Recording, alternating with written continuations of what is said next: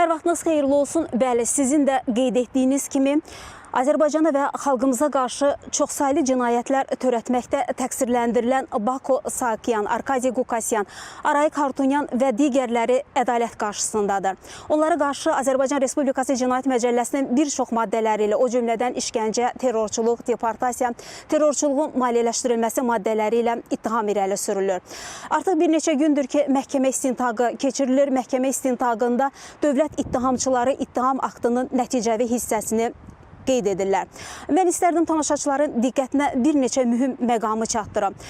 İttiham aktında da qeyd olunur ki, 1980-ci illərin sonundan başlayaraq 2024-cü ilin əvvəlinədək Azərbaycana və azərbaycanlılara qarşı təcavüzkar müharibə nəticəsində Azərbaycan vətəndaşlarının zorla öz ev eşiklərindən didərgin salındıqdan sonra onların 37.168 əmlakına, o cümlədən dövlət və şəxsi əmlaka 20 milyard manatdan çox ziyan dəyib.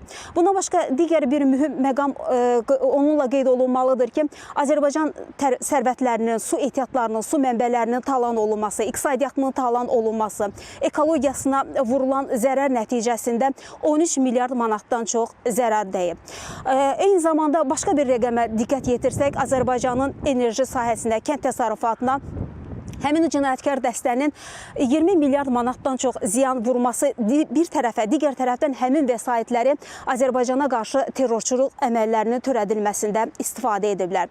Terrorçuluq əməlləri ilə bağlı mən bir mühüm məqamı da diqqətə çatdırmaq istəyirəm. Cinayət işindəki ittiham aktında qeyd olunur ki, təkcə 308 epizod üzrə Azərbaycan xalqına qarşı törədilmiş terror əməlləri nəticəsində 449 nəfər vətəndaşımız qəsdən öldürülüb. 1700-dən çox vətəndaşımız isə yaralanıb.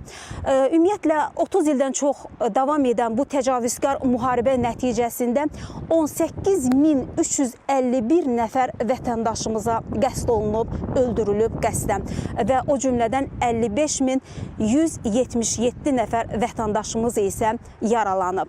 Ümumiyyətlə ittiham aktında bu cür rəqəmlər olduqca çoxdur. Məsələn, deyək ki, hardasa vətəndaşlarımız öz doğma yurd yuvalarında didərgin salındıqdan sonra Azərbaycan dövləti həmin vətəndaşların həyat şəraitinin yaxşılaşdırılmasından ötürü 9 milyarda yaxın vəsait sərf edib. Bu, ittiham tərəfində vurulan maddi ziyanının tərəfidir, mənəvi ziyan isə ölçüyə gəlməz dərəcədədir və təbii ki, ittiham aktının elan olunması prosesi başa çatdıqdan sonra zərər çəkənlərin ifadələrinə başlanılacaq və bu ifadələri onlar özləri məhkəmədə çatdıracaqlar. Onu da qeyd edim ki, bu cinayət işi üzrə yarım milyondan çox vətəndaşımız zərər çəkmiş qismində məhkəmə prosesində qeyd olunur. Həmin zərər çəkmişlər hissə-hissə bu prosesdə iştirak edirlər. Məhkəmə prosesində təqsirləndirilənin hər biri müdafiəçi ilə və eyni zamanda tərcüməçi ilə təmin olunub. Biz mütəmadi olaraq məhkəmə prosesindən tamaşaçılara reportajlar və o cümlədən məlumatlar çatdırırıq. Bugün də bununla bağlı bizim xüsusi reportajımız olaraq deyərək sözü yenidən studiya mərkəzə ötürürük.